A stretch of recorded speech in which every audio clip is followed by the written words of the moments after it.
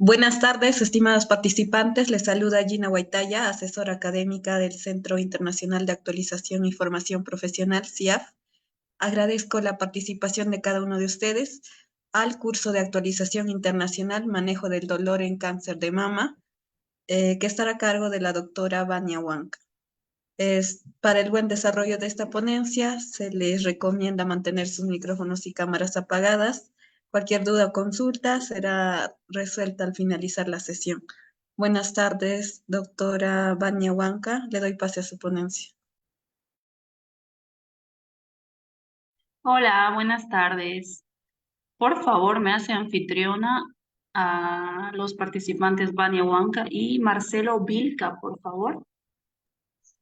De acuerdo, doctora. Sobre todo a Marcelo Vilca.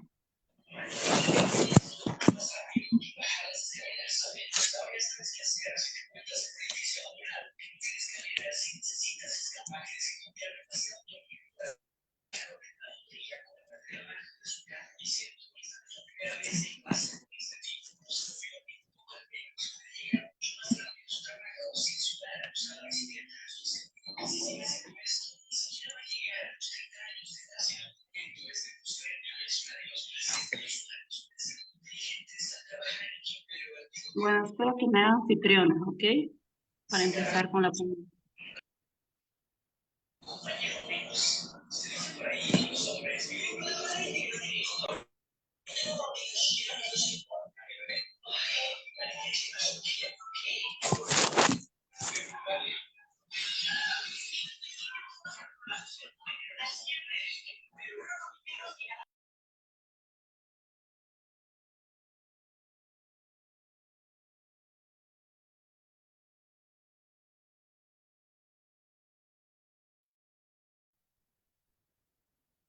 Por favor, me hace anfitriona. Estoy desde la computadora con Marcelo Vilca, ¿entendido?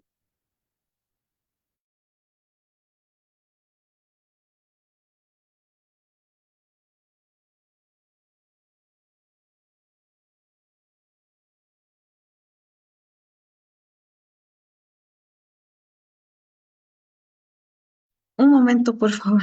Aguanto.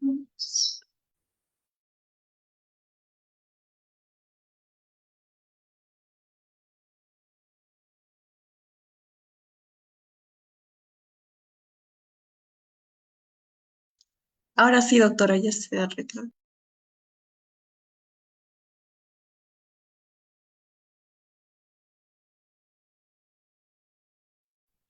Bueno, muchas gracias a todos los participantes. Por ahora creo que somos pocos, pero Andrea Suárez, también estaba presente la doctora Ivana.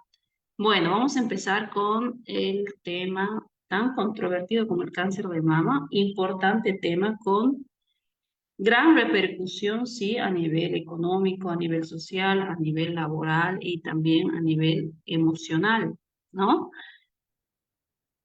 Bueno. eh,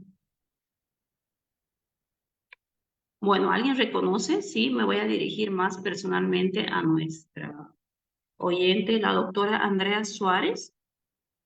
Sí, está presente, por favor, para tomarla en cuenta. Bueno, hola Andrea. Sí, estoy presente. Hola Andrea, ¿cómo está? Andrea, ¿me conoce la imagen que ve en la presentación? Sí, ahí estoy bien. Bien, bien. ¿Tiene alguna idea de lo que se trata? Primera vez que me conecto, pero algo del cáncer de mama.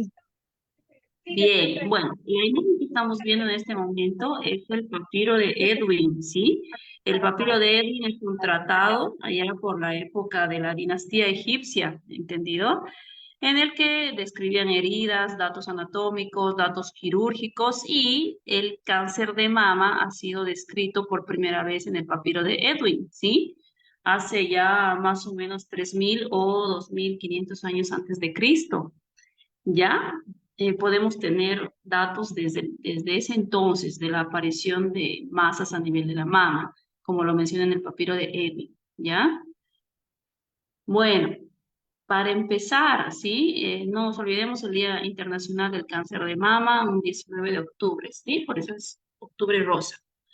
Bueno, a manera de antesala, el cáncer de mama, sí, que es como cualquier cáncer, ¿entendido? Es un crecimiento anormal de células malignas del tejido mamario, ¿ya? Vamos a recordar un poco de anatomía de mama, ¿sí? Vamos a recordar un poco de anatomía de mama. Lo normal, sí, en nosotros, sí, en las mamas, la unidad fundamental, la unidad lobulillar de la mama, ¿sí? ¿Cuántos lóbulos mamarios tenemos? Sí, de 15 a 25 en un promedio de 20, ¿ya? De 15 a 25 en un promedio de 20. Acá donde voy señalando mi flechita. Cada uno de estos lóbulos mamarios, sí, desemboca en un conducto, ¿sí? Desemboca en un conducto, lo que va señalando mi flechita, hasta convertirse a nivel del pezón en lo que es un seno mamario, ¿sí? Entonces, el lóbulo mamario está bajo la influencia de la progesterona, ¿entendido? Y el conducto mamario, el conducto galactóforo, está bajo la influencia de los estrógenos. Esa es una parte muy importante como para que vayamos entendiendo la fisiopatología del cáncer de mama, ¿ya? El cáncer de mama, sí, es la neoplasia más prevalente en todas las mujeres a nivel mundial, ¿ya? Y también con una mayor mortalidad en la población, ¿sí? Se estima que alrededor al año mueren 500.000 de mujeres por esta patología, ¿ya? La relación del cáncer de mama, tanto en el hombre como en la mujer, es 100 a 1, es decir, de 100 cánceres, uno es el sexo masculino, es decir, un 1%, ¿ya? Medio millón de mujeres mueren, ¿sí? Y por eso nosotros tenemos medidas de prevención, ¿ya? Bueno, los principales factores de riesgo. ¿Cuáles son los principales factores de riesgo para contraer cáncer de mama? Incluye la edad avanzada, primera menstruación, en fin. Lo importante que tienen que aprender el día de hoy, que el pilar fundamental para el desarrollo del cáncer de mama, o uno de los pilares fundamentales, es la influencia hormonal, ¿ya? Por tanto, vamos a dividir la etiología en factores genéticos más factores ambientales más un estilo de vida, ¿sí? Por tanto, el cáncer de mama es de origen multifactorial, ¿sí? Eso es muy importante. Entendiendo esto, ¿sí? Vamos a clasificar, ¿sí? Al cáncer de mama en un cáncer de mama esporádico, en un cáncer de mama familiar y un cáncer de mama hereditario. El más común es el cáncer de mama esporádico. Un 70-80% de los cánceres de mama son esporádicos, son aquellos que no tienen algún antecedente familiar, ¿entendido? ¿Por qué? Porque aparecen esporádicamente. En cambio, el cáncer de mama familiar, sí, 15 a 20% de los casos, y estos cánceres, sí, según estudios de biología molecular, inmunohistoquímica, ya, alrededor tienen tan solo una mutación de gen y tienen el antecedente familiar, por supuesto, ¿ok? Y el cáncer de mama hereditario, que también tiene el antecedente familiar, pero no solo tiene una mutación genética, sino tiene muchísimas mutaciones genéticas diagnosticadas por técnicas de biología molecular e inmunohistoquímica. ¿Entendido? Entonces, hasta ahora hemos aprendido que es, de acuerdo a la clasificación etiológica, el cáncer de mama esporádico, sí, es aquel que no tiene un antecedente familiar, es el más común, ¿ya? Bien, ¿qué es el cáncer? Sí, el cáncer es considerado como una célula egoísta que no coopera, no respeta controles sociales, compite con células vecinas, compite con receptores y es una proliferación descontrolada de las células, ¿ya? Y vamos a ver, este ejemplo lo puse, el ejemplo de esta bicicleta, ¿sí? Que alrededor de nuestro cuerpo humano sí tenemos nosotros protooncogenes, ¿sí? Pero que una mutación real en un protooncogen, ¿sí? Va a dar la dirección hacia un oncogen, ¿sí? Pero individuos inmunocompetentes sin antecedentes familiares tenemos genes de tumor supresores. ¿Qué quiere decir? Aquellos genes que codifican proteínas para inhibir, ¿sí?, a aquellos protooncogenes u oncogenes, ¿entendido? Es decir, que van a promover la apoptosis de las células neoplásicas, ¿ya? Para entender esto, ¿sí?, nosotros tenemos que retroceder un poco a fisiología, ¿entendido? Y para entender un poco de esto, quiero recordarles lo que es el ciclo de los estrógenos, ¿ya? Por lo tanto, les voy a hacer acá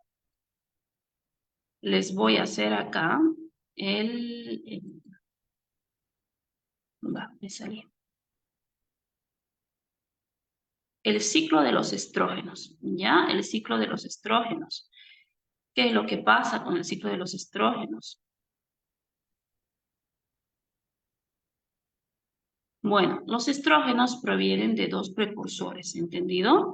De dos precursores importantes, ¿sí? La androstenediona y la testosterona, ¿ya? Me permite, por favor, un momento hasta que yo active mi Word.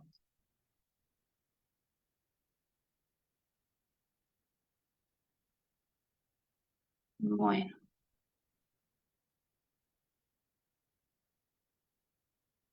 Bueno, aquí lo voy a poner un poco más grande y les voy a explicar lo que es el ciclo de los estrógenos, ¿ya? Me avisan si la visión es dificultosa. Espérame, por favor, un momento.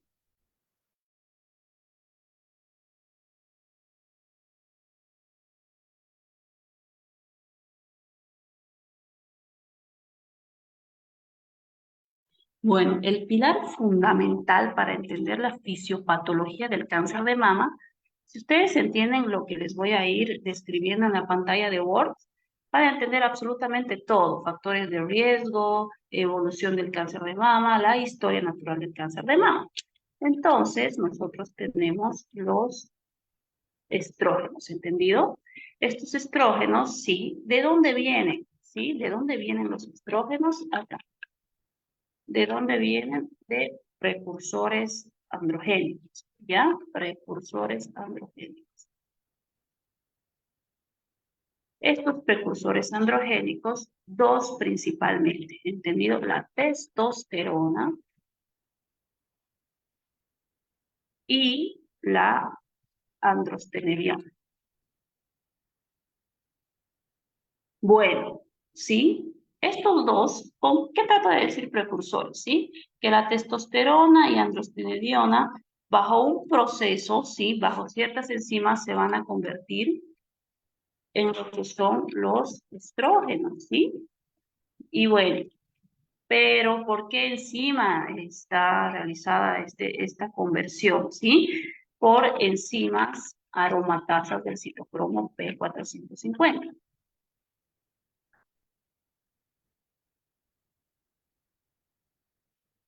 Hasta ahí entendido, ¿no? Entonces, los estrógenos se forman a partir de la testosterona y androstenediona a través de un grupo de enzimas que son las aromatasas P450, ¿ya? ¿Y dónde se encuentran estas enzimas aromatasas? Se encuentran en la granulosa del ovario, principalmente en tejido adiposo, en piel, en placenta, en cerebro, ¿ya?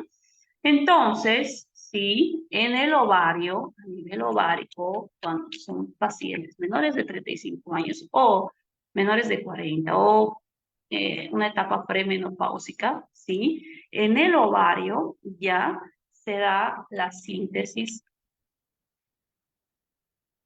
de estrógenos, ¿sí? ¿Bajo qué influencia? Bajo la influencia de la FSH, ¿ya? Bajo la influencia de la FSH. ¿Entendido? ¿Qué es lo que pasa? Esto sí es en la época premenopáusica, ¿ya? En la premenopausia, no premenopausia, ¿sí? Es la conversión a estrógenos bajo la FSH se da en los ovarios. Pero ¿qué es lo que pasa en la posmenopausia? Nosotros tenemos una degeneración ovárica, ¿entendido? Y en la posmenopausia, ¿sí? Esta conversión hacia estrógenos, ¿sí?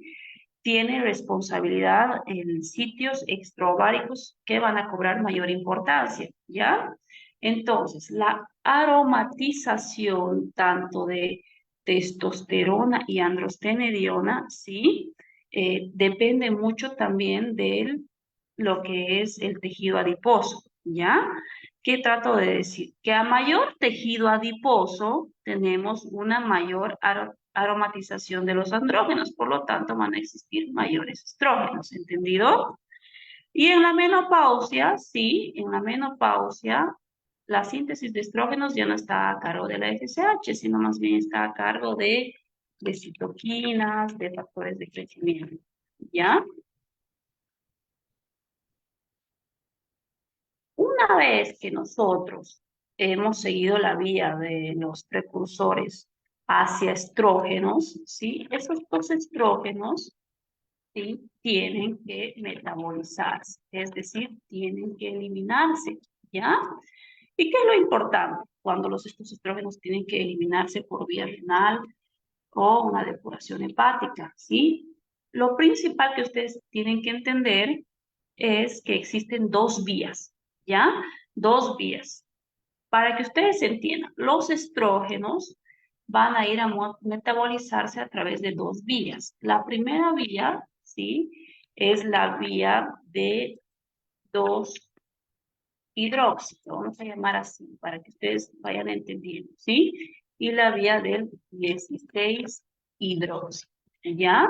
Diversos estudios, sí, estimados oyentes, han demostrado que las mujeres que metabolizan estrógenos hacia 2-hidroxi, sí no tienen riesgo alguno de cáncer de mama, pero algunas mujeres por diversos factores, sí, diversos factores ambientales, edad, factores exógenos y factores endógenos, sí, van a metabolizar por la vía del 16-hidroxi. Por lo tanto, vamos a entender el día de hoy que la metabolización de estrógenos hacia 16-hidroxi, sí, es una de las principales causas, sí, sea, de mama. ¿Entendido? La metabolización de los estrógenos hacia 16-hidroxi, ¿ya? Entendiendo sobre todo este ciclo de los estrógenos, nosotros podemos darnos cuenta que volvemos a nuestras diapositivas, ¿ya? Nosotros nos damos cuenta de lo siguiente, ¿sí? Ya sabemos que bajo enzimas aromatasas, ¿sí? Vamos a encontrar el estrógeno, ¿no? ¿Qué es lo que pasa? Los estrógenos nosotros los encontramos en tres formas en el cuerpo humano, ¿ya? Estrógeno propiamente, estradiol y estriol. Ya esas son las tres formas en que encontramos estrógenos en nuestro cuerpo humano. Y esta es la vía que les iba comentando, es solo una imagen, pero ya les había explicado todo, ¿ya? Histológicamente, sí, histológicamente el cáncer de mama, sí, se divide en dos grupos, ¿ya? Un carcinoma in situ y un carcinoma invasivo, ¿ya? El 75% de los casos, lastimosamente, es un carcinoma invasivo, ¿ya? Bueno, continuamos. Continuamos con los factores de riesgo, ¿ya?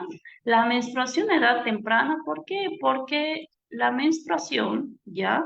La menstruación a edad temprana eh, facilita la mayor exposición a estrógenos, ¿no?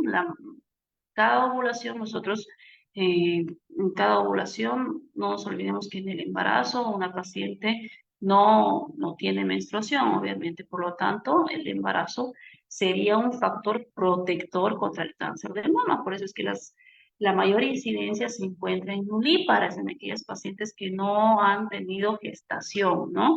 Y las pacientes grandes multíparas o gran multíparas son pacientes que tienen el efecto protector. ¿Por qué? Porque tienen menos lapso de tiempo de exposición a los estrógenos, ¿ya?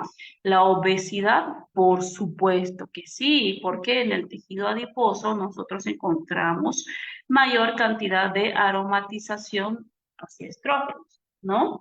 Antecedentes familiares de primer grado, pero por supuesto, ¿sí? Como una madre, una hija o una hermana con cáncer de mama, ¿ya? Y el hallazgo más importante por allá por los 90, ¿ya?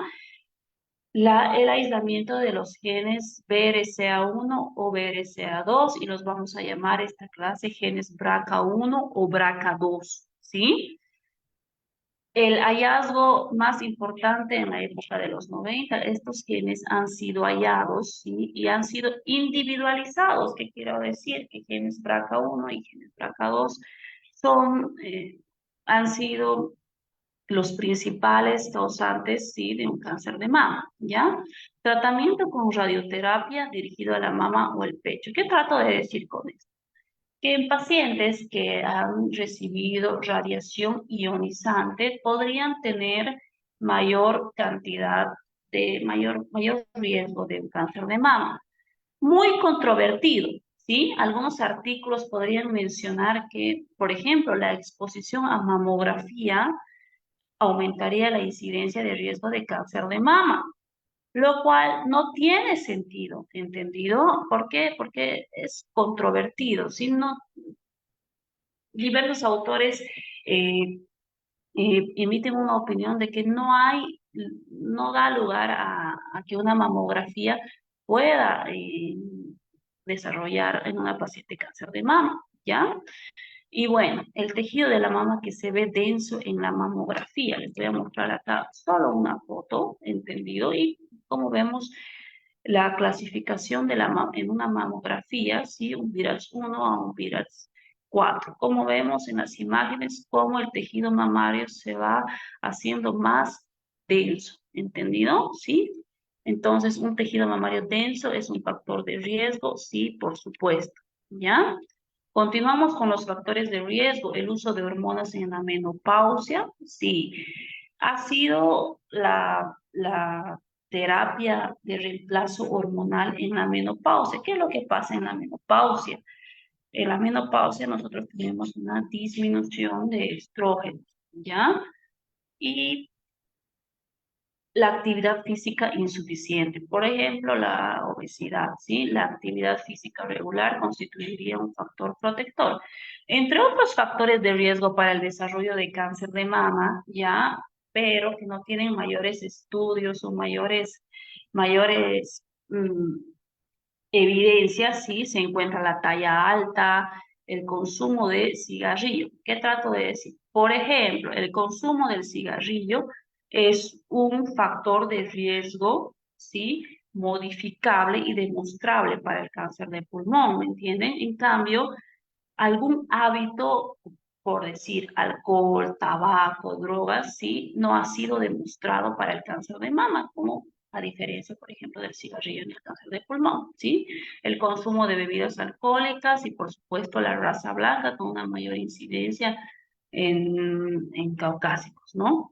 Y, por supuesto, antecedentes personales de cáncer de mama invasivo, antecedentes personales y antecedentes familiares, ¿ya? ¿Qué es lo que pasa en la terapia hormonal de reemplazo? Es importante, hay que hacer hincapié en qué es lo que pasa en la menopausia, ¿ya? En la actualidad, sí, es aceptado el beneficio de la terapia hormonal de reemplazo en la mujer posmenopáusica. ¿Qué es lo que pasa con la mujer posmenopáusica? ¿Cuál es el tratamiento? Es disminuir los síntomas de la carencia hormonal, es decir, sofocos, atrofia urogenital, ¿ya? Entonces, en pacientes, se ha visto que en pacientes que usan una terapia hormonal de reemplazo por estrógenos, con estrogenoterapia, sí, habrían desarrollado cáncer de mama, pero sí, eh, sobre todo a dosis altas, ¿entendido? La estrogenoterapia no parece aumentar el riesgo de cáncer de mama cuando se emplean a dosis habituales, ¿ok? La tibolona, ¿sí? La tibolona es un tratamiento de reemplazo para la menopausia y esta no produce mastalgia, ¿ya? Y tampoco, lo bueno es que no aumenta la densidad radiológica mamográfica. Habíamos dicho que el aumento de la densidad mamaria en una mamografía es un factor de riesgo para desarrollar cáncer de mama, ¿sí? Y el raloxifeno, que se usa como un tratamiento para la osteoporosis. Bueno, ¿qué es lo que hacen los estrógenos en la osteoporosis? ¿Alguien? Voy a pasar a preguntar, por favor, a la doctora Andrea Suárez, si está presente, cuál es el papel de los estrógenos en la osteoporosis y por qué está tan vinculada, ¿sí? La menopausia con la osteoporosis. ¿Ustedes por qué creen? Jessica, Andrea Suárez, ¿alguien que quiera participar, por favor? Le cedo la palabra.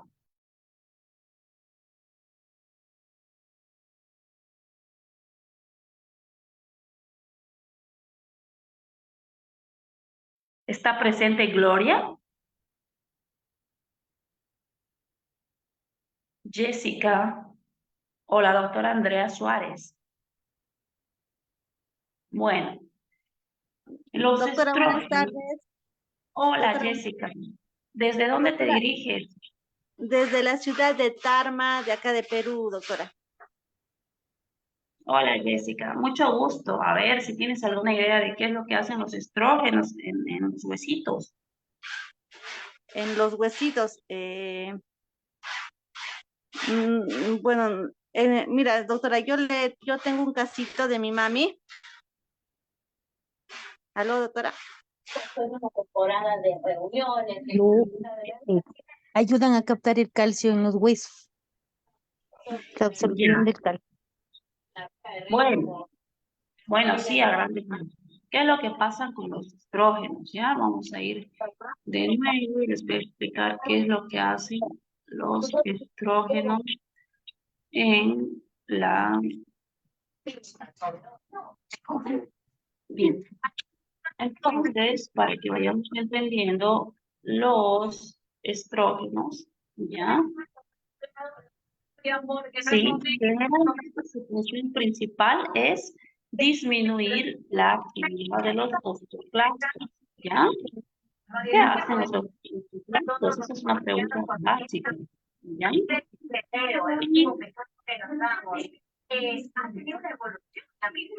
bueno, ahí aparecen los estrógenos de los participantes, ¿entendido? Y definitivamente este es un producto que ha venido evolucionando en el tiempo y hoy por hoy es la rellena lo que más, ¿no? Andrés Rodríguez, Que se está aquí, que se ha hecho por 43 años en nuestro caso, pero desde hace algunos años evolucionó y hoy pues es la rellena, ¿no? Muy bien. podemos encontrar este mismo relleno.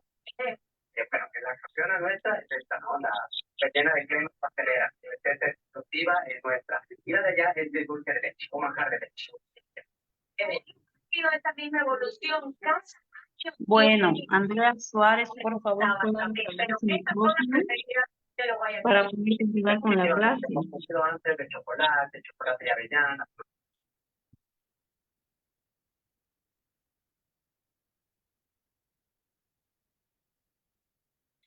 Bueno, continuamos. Entonces, ¿qué es lo que hacen los estrógenos? ¿Ya?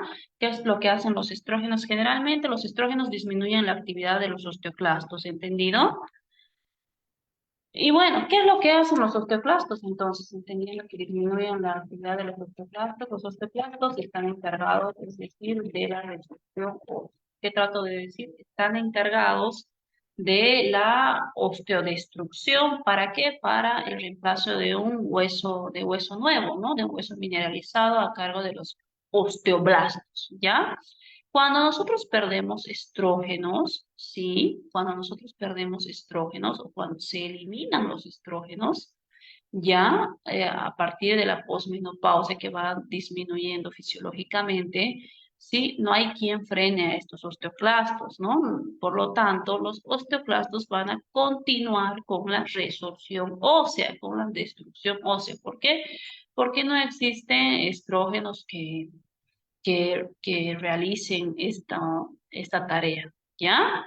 Por eso es que la actividad, por eso es que la menopausia ha sido relacionada con fracturas. Entonces, ¿sí?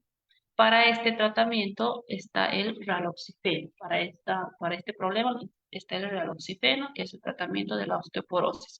¿Qué es lo que pasa? Que algunos tratamientos hormonales de reemplazo en la menopausia y posmenopausia van a producir un aumento de la densidad mamaria. Por eso es que hice hincapié en cómo vamos a tratar nosotros a pacientes menopáusicas, ¿sí? Como un apartado, estrogenoterapia, dosis habituales, tibolona y raloxifeno.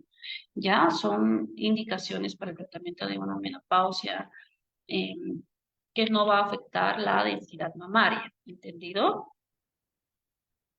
Bueno, voy a volver.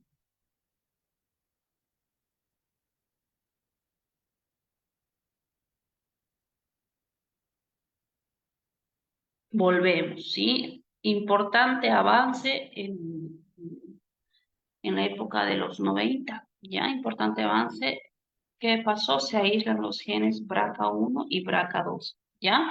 El cáncer de mama hereditario, ya les había comentado que es alrededor del 5 a 10% de todos los cánceres de mama, ¿ya? Las mujeres que presentan ciertas mutaciones genéticas, por ejemplo, en el gen BRCA1 o BRCA2, tienen un aumento de riesgo del cáncer de mama, ¿sí? Las mujeres, aquellas mujeres que tienen un cáncer de mama son propensas también a un riesgo más alto de cáncer en la otra mama y un mayor riesgo de cáncer de ovario. Por eso es que la resección de ovario, es decir, la oforectomía, es un tratamiento coadyuvante para el cáncer de mama. ¿Por qué? Porque ya no hay la conversión o la aromatización a estrógenos en el ovario. Por lo tanto, no hay estrógenos, por lo tanto, no hay el riesgo de cáncer de mama. ¿Ya? Entonces, vámonos a la clínica, ¿sí? Vámonos a la clínica, esta imagen muy bonita, muy didáctica. Endurecimiento, hendidura. ¿Por qué creen ustedes que existe hendidura en vez de abultamiento algunas veces? ¿Cuál es la diferencia entre hendidura y abultamiento? ¿Ya? La hendidura, si el tejido normal glandular es reemplazado por tejido duro, fibrótico, irregular y por lo tanto es más pequeño, ¿sí? Por eso es que existe una retracción, ¿ya? Erosión de la piel, enrojecimiento o ardor, flujo desconocido, derrame por el pezón, que es otro tema muy aparte, ¿sí? Protuberancia, venas crecientes, hundimiento del pezón, asimetría mamaria, piel de naranja o bultos internos, ¿sí? Aquí están 12 síntomas del cáncer de cáncer de mama. Ya, por lo tanto, nosotros entendemos en el ámbito de la salud pública la prevención primaria y la prevención secundaria, ¿ya? Que les voy a explicar más adelante. Acá les presento este gráfico con la historia natural de los cánceres, ¿ya? La historia natural.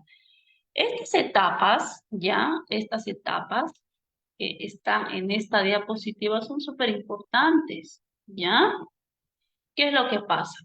El tejido normal puede evolucionar hacia un carcinoma in situ y puede evolucionar hacia un carcinoma invasor, ¿sí? Lo normal, que algunas veces exista, ¿sí?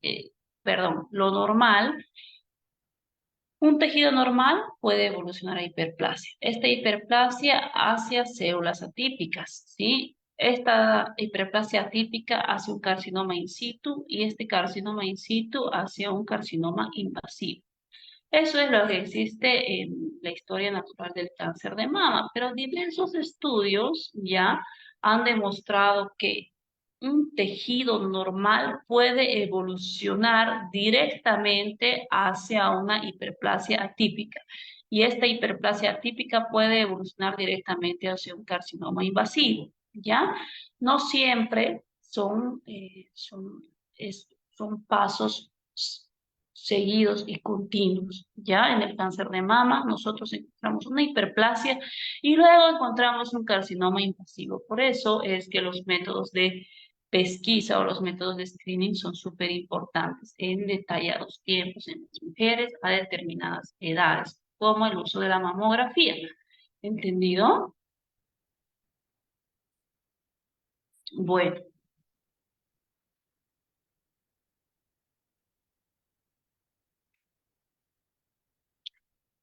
Bueno, ¿qué es lo que nosotros hallamos en la mamografía? Acá les presento la mamografía. ¿Qué es la mamografía? Es el principal método de screening actualmente, ¿sí? Sobre todo, ¿por qué? Porque ha demostrado ser muy importante en la disminución de la mortalidad del cáncer de mama, ¿sí? ¿Qué podemos hallar en la mamografía? ¿Sí? Microcalcificaciones, por supuesto, microcalcificaciones que acá se las presento, y acá están, ¿no? Detalladas en este círculo amarillo, pequeñas microcalcificaciones. Algunas pueden ser agrupadas o pueden estar dispersas en el tejido mamario, ¿ya? Bueno, una mamografía, ¿sí? Nos da una categorización de viras, ¿ya? ¿Qué es lo que tienen que entender ustedes? ¿Sí? Que una mamografía, ¿ya? Eh, un VIRAT 0, por ejemplo, es una valoración incompleta, ¿ya? A partir de un VIRAT 1, que es una mamografía negativa, es decir, negativa para malignidad, nosotros citamos a la paciente hasta un año, ¿ya? Un VIRAT 2 son cambios benignos y nuevamente el control es anual. Cuando nosotros vamos a hacer una biopsia, ¿sí? Cuando nosotros tengamos un VIRATS 4, que es una anormalidad sospechosa, ¿ya? VIRATS 4 y VIRATS 5, sí, se realiza biopsia, ¿ya? Y si reporta la mamografía una malignidad conocida, está indicado el tratamiento, ¿ya? La probabilidad de malignidad de un VIRATS 6 es un 100%, ¿ya? Y bueno, si nosotros tenemos un VIRAT 0, 1 o 2, no hay probabilidad de malignidad. Y el 0, 1 o 2, citamos simplemente a controles, ¿ya? En esta foto, por ejemplo, nosotros vamos a ver en el lado izquierdo pequeñas calcificaciones grandes y gruesas, ¿sí? Que no son cancerosas. A diferencia, ¿sí? En el lado izquierdo, pequeñas calcificaciones finas, estrelladas, ¿sí? Que son sospechosas de cáncer, ¿ya? Las calcificaciones grandes, gruesas y dispersas en poca cantidad, ¿sí? 4 o 5 no son indicadoras de malignidad, a diferencia de las pequeñas calcificaciones finas, estrelladas, son sospechosas de cáncer, ¿ya? Continuamos, ¿sí? Habíamos dicho que a partir de 4 o 5, ¿sí? De un día 4 o 5 está indicada una biopsia mamaria. ¿Qué es lo malo de los métodos de screening, sí? ¿Qué es lo malo de los métodos de screening, sí? Volvemos. La prevención primaria realmente existe. ¿Qué quiero decir con esto? Que el uso de vitaminas, retinoides o el tamoxifeno, ¿ya? Eh, y la prevención secundaria, que es una herramienta más efectiva para reducir la mortalidad del cáncer de mama. Ya les había dicho yo que el principal método de screening, sí, es la mamografía, que ha demostrado mayores beneficios en términos de reducción de la mortalidad. ¿Me esperan, por favor, un momento?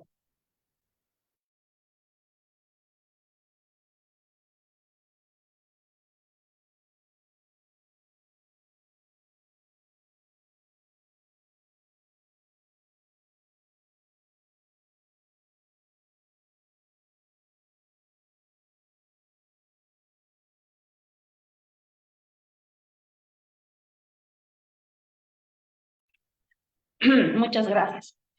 Bueno, entonces, ¿qué es lo que pasa? Los métodos de screening en la prevención secundaria, ¿ya? La mamografía, ¿sí? Tiene beneficios en reducción de la mortalidad, sí. Y el examen físico, ¿sí? Nosotros tenemos que entender que el examen físico tiene que ser un procedimiento que tiene que ser practicado. ¿Ya qué trato de decir con esto? Diversos estudios nos dicen que por el personal médico, ¿sí? El tamaño tumoral encontrado clínicamente, ¿sí? Habrá alcanzado 2 centímetros hasta que un personal médico lo logre palpar. Pero el personal entrenado, ¿sí? Con un examen físico cuidadoso de 15 a 20 minutos, un tamaño tumoral puede ser palpado por un clínico especializado de 0.5 centímetros, ¿sí? El tamaño tumoral puede ser percibido si nosotros realizamos un examen físico, ¿sí? Si no tenemos mucho entrenamiento, lo vamos a captar cuando este habrá alcanzado 2 centímetros, ¿sí? ¿Qué te dice la Sociedad Americana de Cáncer? ¿Qué recomienda, sí? Que el examen físico, sí, que la paciente tiene que acudir cada 3 años en mujeres de 20 a 39 años. Y a partir de los 40 años debe acudir con su ginecólogo o con su médico tratante, sí, anualmente. ¿Entendido? Entonces, de los 20 a 39 años, una mujer debe ir cada 3 años a la revisión de ambas mamas. ¿Ya? ¿Qué dice la Sociedad Americana de Cáncer respecto al autoexamen? ¿Sí? Vemos nosotros que en múltiples programas y en la divulgación de los mismos, el autoexamen de mama es muy divulgado. Tóquese, analícese, ¿sí? El autoexamen físico, sí, no debe ser abandonado aunque haya la disponibilidad de la mamografía. Ahora, diversos estudios, diversos metaanálisis han descartado que el autoexamen de mama sea realmente un indicativo de un cáncer de mama, ¿ya?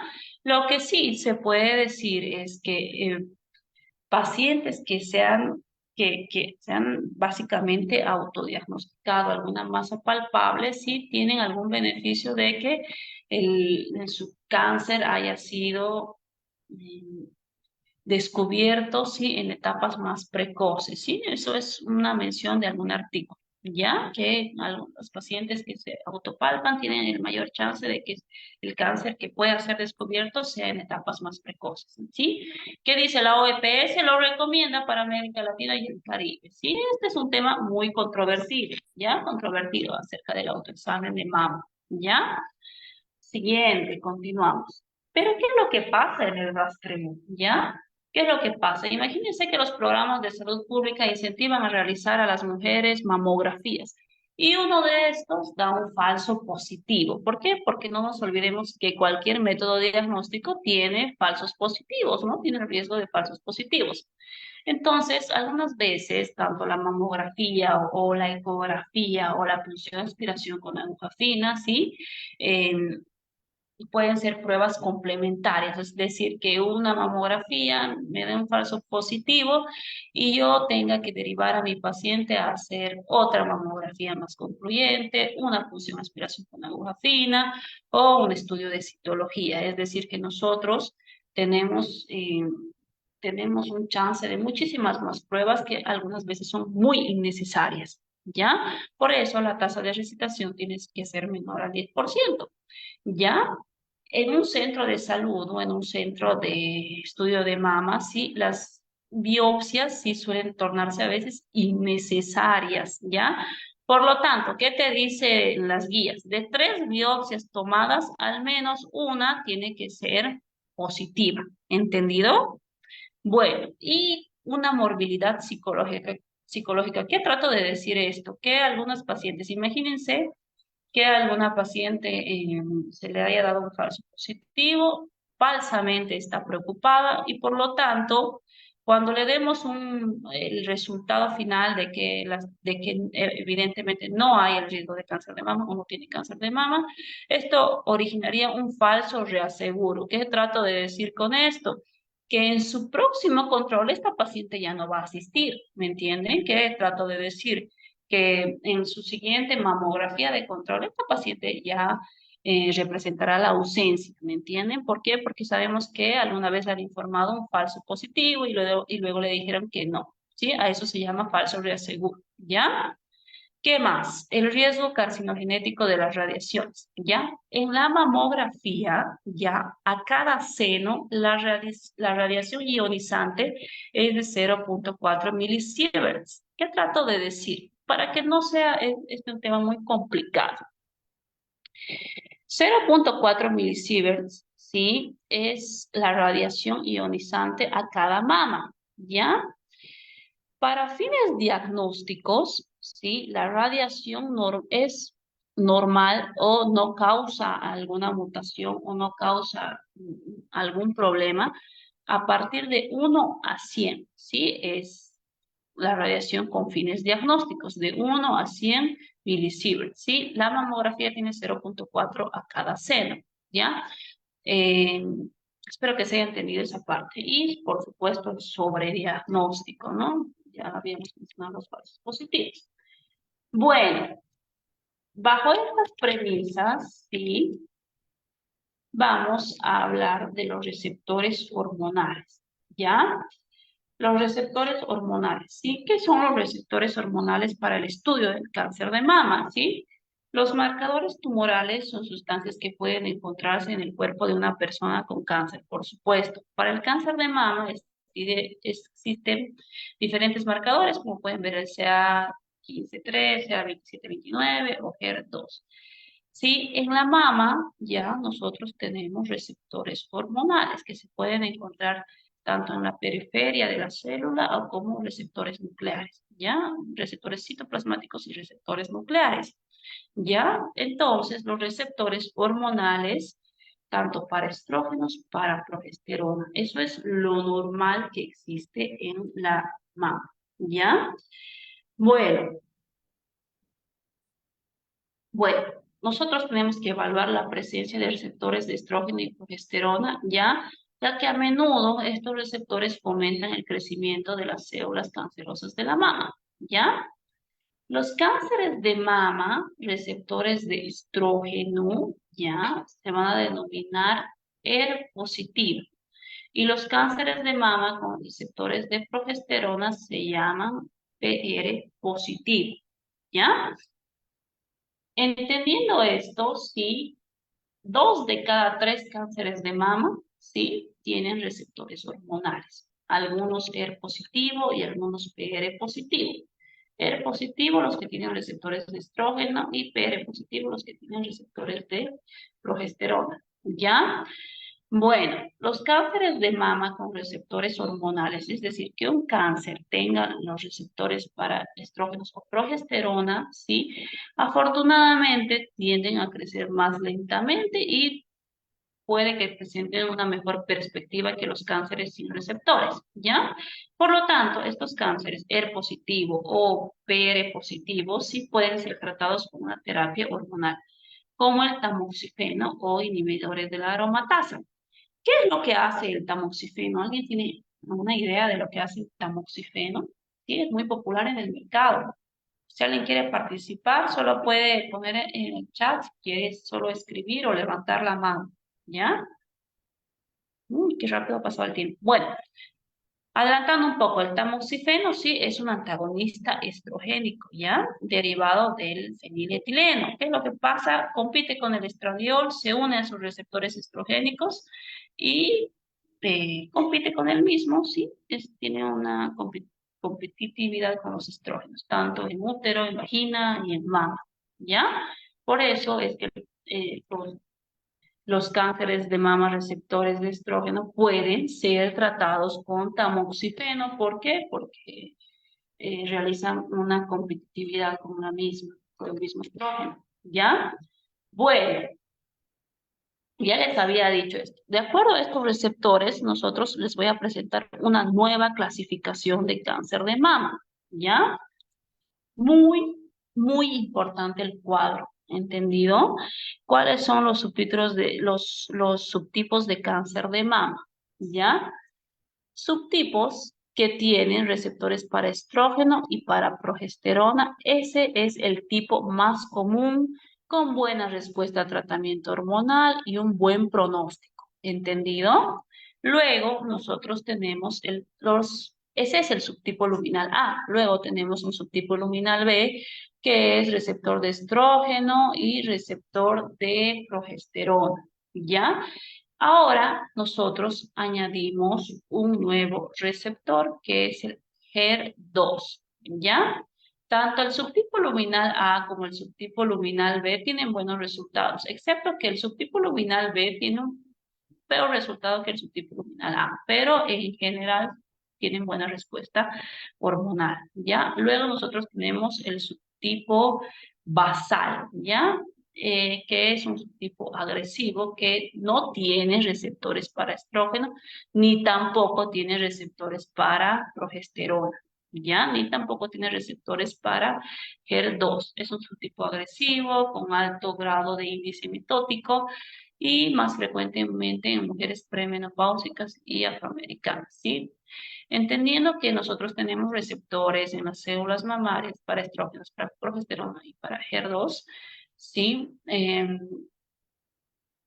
Vamos a entender esta clasificación, ¿ya? Luego existe un subtipo especial, ¿ya? Que es el que tiene receptores negativos para estrógeno, para progesterona, pero positivos para HER2, que se da en mujeres de menos de 40 años y sobre todo más predominante en mujeres afroamericanas, ¿ya? Bueno, diferentes tratamientos disponibles para las pacientes con cáncer de mama, pero por supuesto, dependiendo de qué subtipo luminal sea. Ya hemos visto que algunos son tratables con tratamiento hormonal, valga la redundancia. Bueno, seguimos. Los estrógenos, sí, hacen crecer algunos cánceres de mama, por supuesto. Por lo tanto, sí, está indicada algunas veces la ablación ovárica. Luego la terapia con tamoxifeno, sí, por supuesto. La terapia con inhibidores de la aromatasa, por supuesto que sí, porque ya les había indicado que de dos precursores se forman los estrógenos por la aromatasa del citocromo P450. Entonces, para que no se formen estrógenos, nosotros vamos a usar inhibidores de la aromatasa, ¿ya?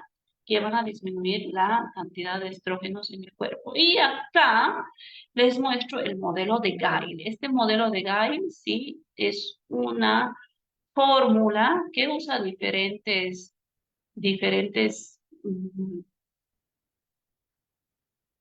perdón, un momento. Bueno, la fórmula de Gail usa diferentes menciones, es decir, ¿qué trato de decir? Diferentes criterios para calcular el riesgo de cáncer de mama a los 5 años, ¿ya? ¿Qué trato de decir? Número de biopsias, la edad de presentación, antecedentes familiares. Esta es una calculadora y existen numerosas fórmulas, ¿ya? Y calculadoras sobre todo para predecir el grado de, de riesgo de cáncer de mama. Ya ahí les dejo a manera de ejemplo. Ya habíamos hablado de la prevención, del screening, del autoexamen de mama, de los efectos adversos. Y bueno, ¿cuándo es el Día Internacional del Cáncer de Mama? Ahí está, en octubre 2. Quiero mencionarles y lo siguiente. Bueno, ¿alguien sabe qué pasó con Angelina Jolie? Sí. Si alguien quiere participar, por favor. Andrea Suárez, Gloria, Jessica, Juan José, que ahí tenía prendida la cámara. Alguien que quiera participar, por favor, adelante, cedo el micrófono. Ya, sobre Angelina Jolie creo que era que ella tenía los marcadores tumorales hereditarios. La madre tenía cáncer y ella tenía los BCR y todos los marcadores tumorales positivos. Entonces les daba la factibilidad de que va a desarrollar seguramente cáncer y por eso se hizo una mastectomía preventiva bilateral. Para mostrar Bueno, muchas gracias. Sí, evidentemente eso es lo que pasó. Sí, ¿qué es lo que pasó exactamente en 1994? Sí, hubo una gran revolución, fue la época de gran avance, sí, al descubrir la predisposición genética al cáncer de mama, sí. Se descubrió que sí existe una predisposición genética específica en el cáncer de mama. En 1994, sí, Mary Claire King, sí, Mary Claire King, ella creadora, genetista, creadora de múltiples funciones para predecir el riesgo de cáncer de mama en poblaciones determinadas, sí, descubrió y aisló el gen BRCA1, ¿sí? ¿Qué quiere decir BRCA1? Yo le digo BRCA1, pero por sus siglas en inglés, este gen es Breast Cancer 1, ¿sí? En este gen BRCA1 pueden existir más de 130 mutaciones, ¿sí? Más de 130 mutaciones que por diversos estudios que se pueden especificar cuáles son específicamente, ¿sí?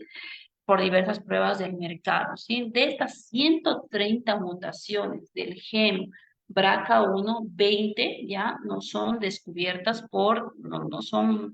no son identificables por pruebas del mercado, es decir, no son detectables, ¿ya? Entonces, ahí, en ese entonces, Marie Claire King aisló este gen. Posteriormente, aisló el gen BRCA2, ¿sí? El gen BRCA lo aisló y descubrió que las portadoras del gen BRCA2 con numerosas mutaciones tienen un peor pronóstico de las que portan el gen BRCA1, ¿sí? Entonces, ¿qué es lo que hacen algunas veces? Sí, la resección mamaria, sí, la mastectomía acompañada o no de oforectomía. ¿Ya? Entendido. Muchas gracias por su participación. Bueno, ya vamos a ir concluyendo, ya es 1 hora. Voy a dar paso, sí, pero a las preguntas, pero quiero mencionarles algo, un dato muy curioso, ¿ya?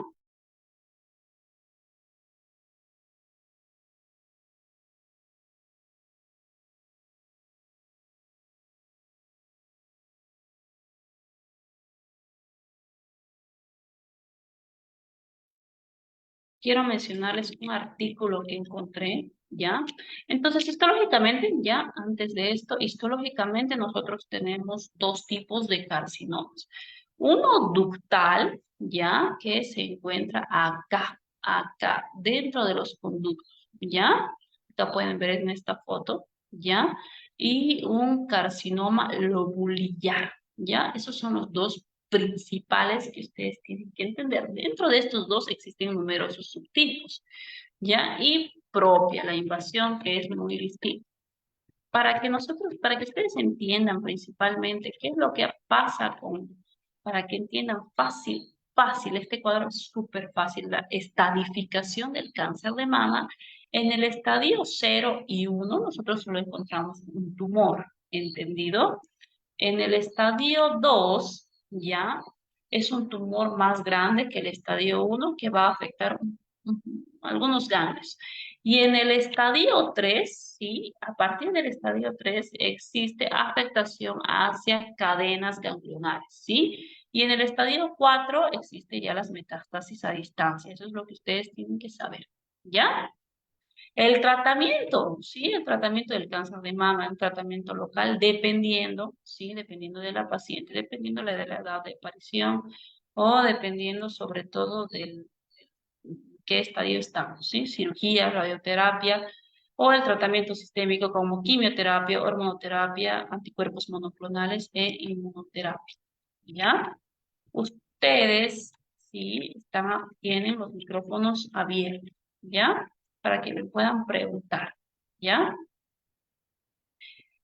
Hasta que se decidan preguntarme o no, ya se los voy a mostrar este artículo súper importante. Bueno, ¿ustedes creen que la tan mencionada ahora inteligencia artificial tenga un papel en la detección y tratamiento de cáncer? Pues fíjense que sí, que fíjense que encontré un artículo muy interesante y en el que les voy a remarcar sobre todo esto, ¿sí? Como nosotros ya hemos entendido los factores clave, ¿sí? Que son los receptores estrogénicos, ¿sí? En la práctica clínica habitual, sí, no siempre, sí, el imagenólogo o el radiólogo tiene, eh, tiene la seguridad de reportar algo, ¿ya? Por eso es que nosotros, bueno, diversos grupos de investigadores han estado introduciéndose hacia un ordenador, hacia la inteligencia artificial, numerosas imágenes para que ésta emita, de acuerdo a su base de datos, ya conclusiones, ¿sí? Esto se llama detección asistida por ordenador, ¿ya? Que de acuerdo a sus múltiples bases de datos, múltiples artículos que relaciona libros y sobre todo investigaciones, la inteligencia artificial emite lo que es una conclusión acerca de una imagen introducida. Fíjense eso. 1. 2. ¿Sí? La inteligencia artificial, ¿sí? Ahorra tiempo, dinero y aumenta la eficiencia a nivel clínico. puede ver cosas que nosotros, sí, no vemos como personal de salud y puede encontrar patrones y relacionar estos patrones, sí, con muchos datos que tiene en su base, ¿no? En su base de datos, en su base de datos, ¿ya? Eh, Eso, ¿sí? Hay un modelo, sí que lo están estudiando, es un modelo de imágenes de mamografías para una persona para hacer un pronóstico. Bueno, eso es todo, ¿sí? No sé si tienen preguntas, si me quieren, dudas, preguntas o comentarios, ¿ya? Esto es cáncer de mama, ¿ya? Bueno,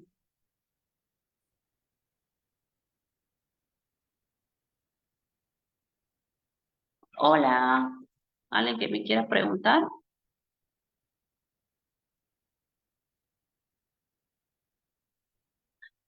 Bueno, si no es así, Una voy a... pregunta, una Bueno, pregunta adelante. sobre el tratamiento con tamoxifeno, a nivel, la acción del tamoxifeno a nivel de endometrio, porque muchos Bien. pacientes que están en tratamiento con cáncer de mama, eh, Ah, hay una alteración a nivel del endometrio, entonces ahí el tratamiento sería suspender el tamoxifeno para evitar o había otro, o el de ley es histerectomía. bien, muchas gracias.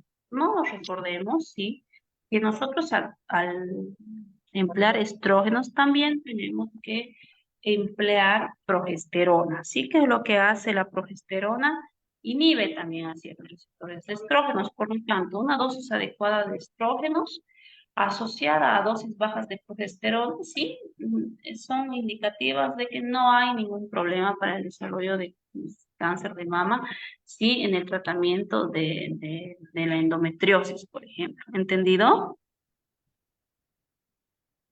Gracias.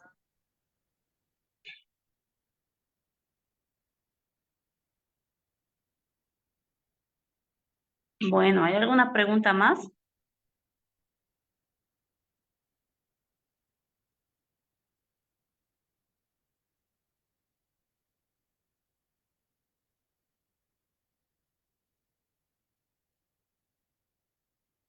¿Por cuánto tiempo, doctora, usted puede llegar, hasta cuánto tiempo puede llegar a usar tamoxifeno? Si alguien me puede responder.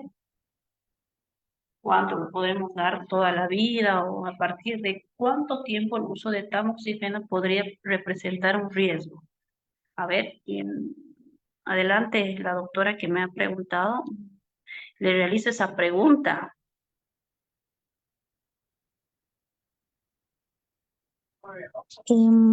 O sea, el tiempo máximo ¿Y a em, partir de cuánto tiempo de uso podríamos estar representando un riesgo para un CA?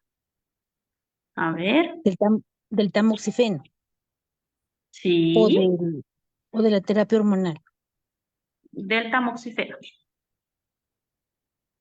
Mm, un riesgo, o sea, porque el tratamiento es ese, el tamoxifeno para el cáncer de mama. Exactamente. ¿A partir de cuánto tiempo nosotros podríamos estar representando un riesgo para el cáncer de endometrio? Ah, A para el partir cáncer de... de endometrio. Ya, Ajá, para el cáncer de endometrio, aproximadamente 5 años es la expectativa. excelente. Bien, muy bien, doctora. Muchas gracias. Excelente, esa es la respuesta. ¿Ya? Bueno, ¿alguna otra pregunta?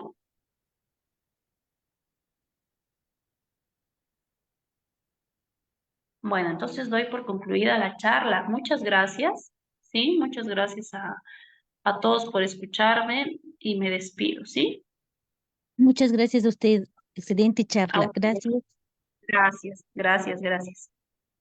Bueno, voy a concluir, ¿ya?